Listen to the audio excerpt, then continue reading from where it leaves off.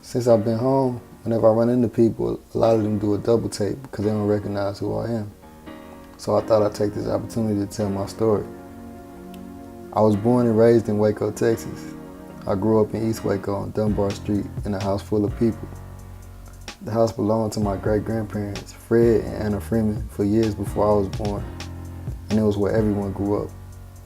My mother raised me with the help of family members, church members, and other people who saw the potential in me and the community.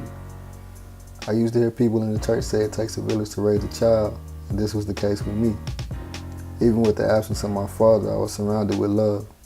My mother and grandmother were a big source of the love I speak about, which is why it hurt so much to lose them at 17 and 19 years old.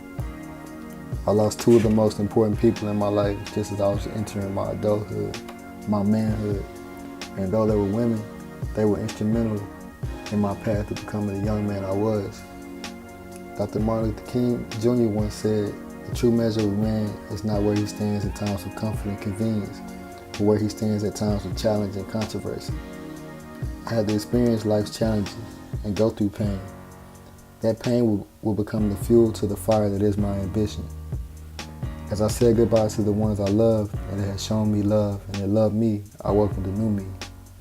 I had no choice but to be different. My life was different. Losing family made everyone family. I met a lot of people who impacted my life, whose lives I impacted. Meeting these people taught me a lot about myself. I think it's valuable to know how people who care about you see you, because it can tell you a lot that you didn't know or didn't see. I'm glad I paid attention. Looking back, I really couldn't see myself doing any less.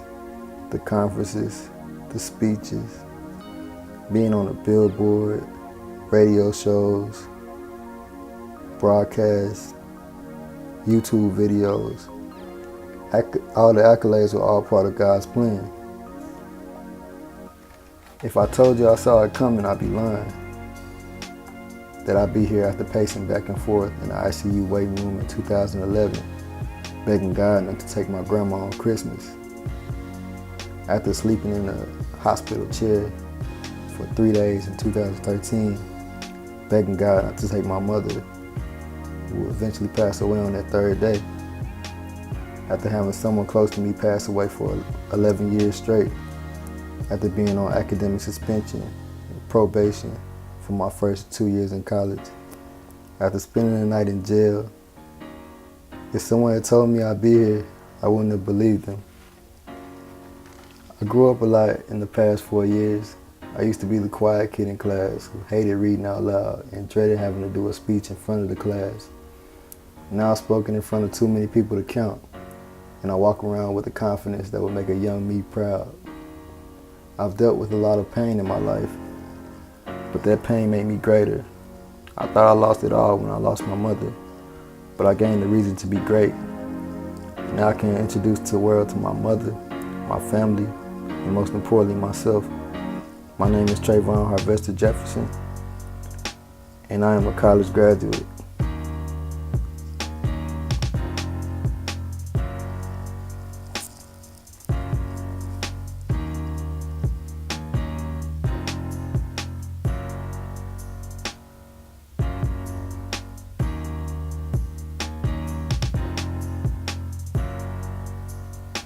But y'all can call me Trey.